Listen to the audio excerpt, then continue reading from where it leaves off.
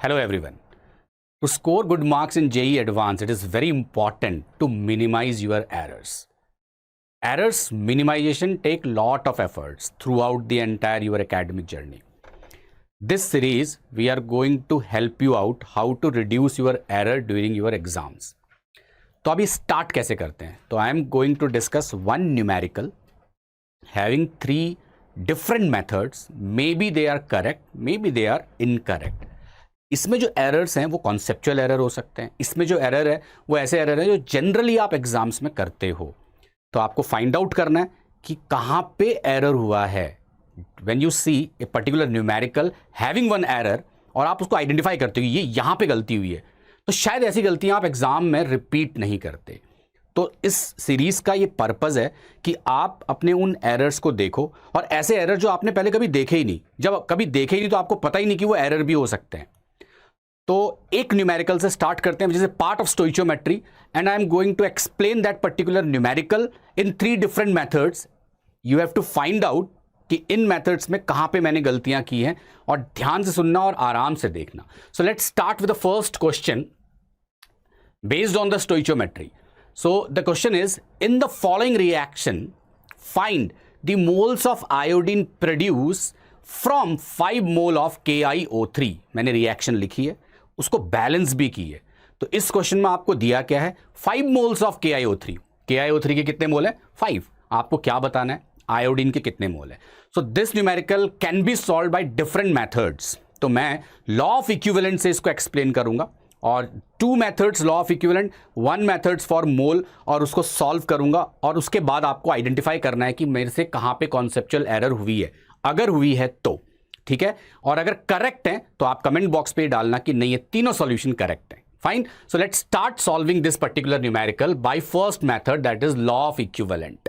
So law of equivalent is a very good method to solve the stoichiometry specifically for volume analysis, right? So what is the definition and what is the use of law of equivalent? So law of equivalent में in general आप ये लिखते हो, let's say A plus 2B give rise to 4C. This is a normal reaction. A react with 2 moles of B to give 4 moles of C. So law of equivalent says irrespective of their coefficient, equivalents are always equal. That means according to the law of equivalent, in this reaction equivalent of A equals to equivalent of B equals to equivalent of C. तो किसी भी balance chemical reaction में जितनी चीजें reactant में, जितनी चीजें product में, उन सब के इक्विवेलेंट्स बराबर होते हैं. तो अगर ये बेसिक कॉन्सेप्ट है और इसी कॉन्सेप्ट को मैं इस पर्टिकुलर न्यूमेरिकल में यूज करता हूं तो बहुत इजीली सॉल्व करता हूं. तो सबसे पहले हम क्या करेंगे, एन फैक्टर निकाल लेते हैं सभी का. तो लेट्स से कि KiO3, the oxidation state of iodine is +5, the oxidation state of iodine in this molecule is 0. सो +5 से 0 पे जा रहा है तो 5 इलेक्ट्रॉन्स गेन कर रहा है, और 1 molecule of KiO3 consists of 1 iodine. Therefore the n factor of KiO3 in this particular reaction is 5. So I am going to write the n factor of KiO3 is 5. What is the n factor of Ki?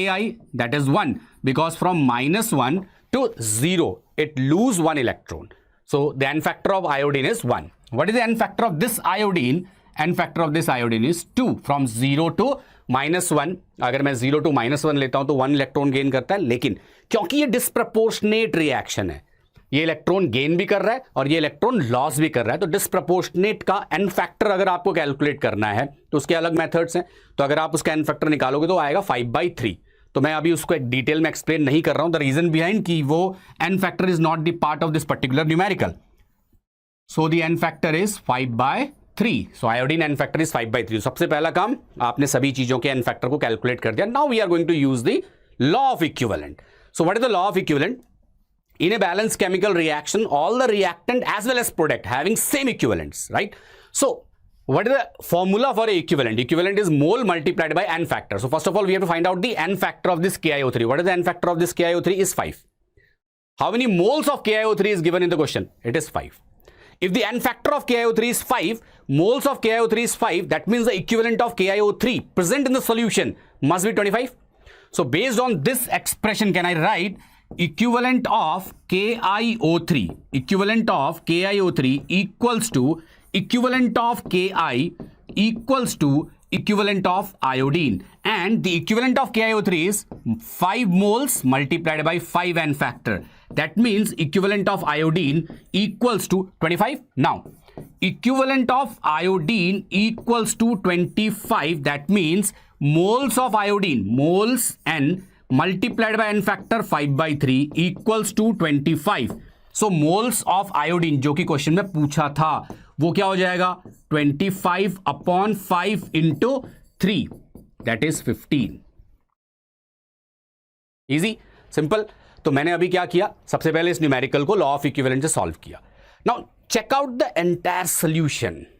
देखो वहां पे मैंने कहां mistake की है, first step, second step, third step. And अगर मेरी कहीं पे भी मिस्टेक है तो उसको कमेंट बॉक्स पे लिखना आज शाम तक, ठीक है. So this numerical first method I have used law of equivalent, basic principle of law of equivalent. किसी भी बैलेंस केमिकल रिएक्शन में सारे इक्विवेलेंट बराबर होते हैं, तो मैंने सारे इक्विवेलेंट को इक्वेट किया, सारे इक्विवेलेंट को इक्वेट कर दिया. एन फैक्टर मैंने कैलकुलेट किया. हो सकता है मैंने एन फैक्टर में मिस्टेक की है, कॉमन मिस्टेक है. Maximum numerical in JEE advance में एन फैक्टर ही गलत हो जाते हैं, तो सारी कैलकुलेशन बेकार. तो find out whether the N factor which I have written is correct और नॉट. Then moles of KiO3 given is 5. I have multiplied mole multiplied by n factor is equivalent. So 5 into 5, 25. All the equivalent are same. So equivalent of iodine become 25. N factor of iodine आप अपने आप calculate करना whether it is 5 by 3. हो सकता है इसमें भी error हो. तो अब moles of iodine कैसे निकालेंगे, तो equivalent क्या होता है, mole multiplied by n factor. Mole n factor 5 by 3 equal to 25. N equal to 25 upon 5 by 3. So 5, 5, 25, 15 is the moles of iodine produced from the first method, right? So let's start this second method. अब second method को समझने के बाद ये समझ आ जाएगी first method में अगर कुछ एरर है तो आप बहुत जल्दी आइडेंटिफाई करोगे, राइट? तो सेकंड मेथड क्या है? So in the law of equivalent you have read lots of modification in law of equivalent, right? तो पहला मॉडिफिकेशन हम यहां पे ये यूज करते हैं, वो ये कि जब भी कोई डिस्प्रपोर्शनेट रिएक्शंस होते हैं, for example this is a disproportionate reaction, तो डिस्प्रपोर्शनेट रिएक्शन में लॉ ऑफ इक्विवेलेंट यूज ही नहीं होता. अब आपको ये सोचना है क्यों नहीं यूज होता, लेकिन law of equivalent disproportionate reaction में यूज क्यों नहीं होता, उसका सिंपल सा रीजन ये भी है कि देखो KiO3 में आयोडीन की ऑक्सीडेशन स्टेट है +5, राइट? Ki में -1. अब जरा सोच के देखना कि आयोडीन कितने में है, 0, तो +5 से ये 0 में जा रहा है, इट गेन 5 इलेक्ट्रॉन. तो KiO3 produces iodine, simultaneously Ki loose electron, तो अगर वो लूज कर रहा है तो वो भी आयोडीन बना रहा है, तो दोनों आयोडीन बना रहे हैं. दैट मींस यहां पे normal law of equivalent applicable नहीं है. तो डिफरेंट लॉ ऑफ इक्विवेलेंट क्या है, because the iodine is produced from both the sources, that is KiO3 वो इलेक्ट्रॉन गेन करके आयोडीन बना रहा है, Ki वो इलेक्ट्रॉन लूज करके आयोडीन बना रहा है. तो can I say the equivalent of equivalent of iodine is equals to equivalent of KiO3 plus equivalent of Ki. ऐसा मैंने क्यों लिखा, लॉजिक बता रहा हूं, गलत हो सकता है, ये आपको सोचना है. अब आपकी कॉन्सेप्चुअल क्लियरिटी यहां पे काम आएगी, कितना आपने पढ़ा है. क्या लिखा है मैंने, equivalent of iodine is equal to equivalent of KiO3 plus equivalent of Ki. Why? Because KiO3 से भी आयोडीन बन रहा है, Ki से भी आयोडीन बन रहा है, तो टोटल आयोडीन कितना हुआ, जितने दोनों के इक्विवेलेंट होंगे. अब मैं इसको ऐसे सॉल्व करता हूं कि equivalent of KiO3, what is the N factor of KiO3, it is 5. What is the N factor of KiO3, it is 5.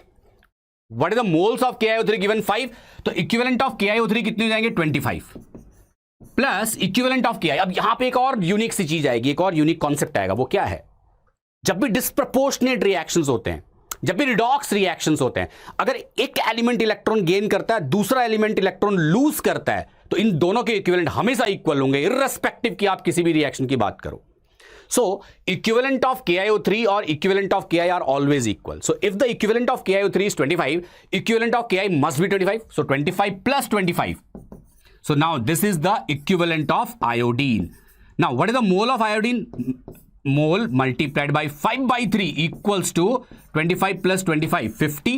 So the moles of iodine equal to 50 upon 5 multiplied by 3, that is 30. तो first method से जो iodine के मोल आए वो 15 आ गए, second method से जो iodine के मोल आए वो 30 आ गए.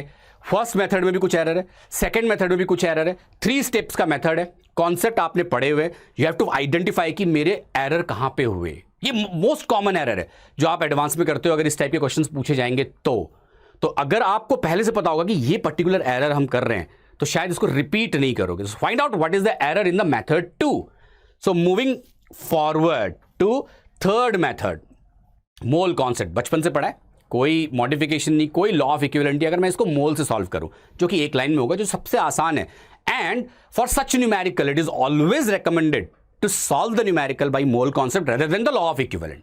अब मोल कॉन्सेप्ट में क्या है, यूनिटरी मेथड है। मैं सीधे लिखूंगा कि 1 mole of KiO3, 1 mole of KiO3 gives 3 moles of iodine.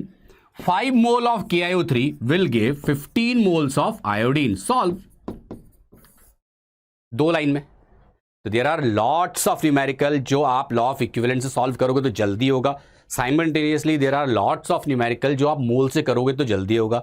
Simultaneously there are lot of numerical जो प्रिंसिपल ऑफ एटॉमिक कंजर्वेशन से करते हो, POAC, तो जल्दी होगा। तो ये आपका कॉल है, आपको आइडेंटिफाई करना है। बट जेईई एडवांस के जो क्वेश्चंस आते हैं स्पेसिफिकली स्टोइचियोमेट्री के, वो लॉ ऑफ इक्विवेलेंस से सॉल्व करना चाहिए। इसके लिए लॉ ऑफ इक्विवेलेंट में कॉन्सेप्चुअल क्लैरिटी का होना जरूरी है, और इसके लिए अपने एरर को आइडेंटिफाई करना बहुत जरूरी है। So I have give you 3 methods, find out the errors. अगर कोई एरर नहीं है तो लिखना कोई एरर नहीं है।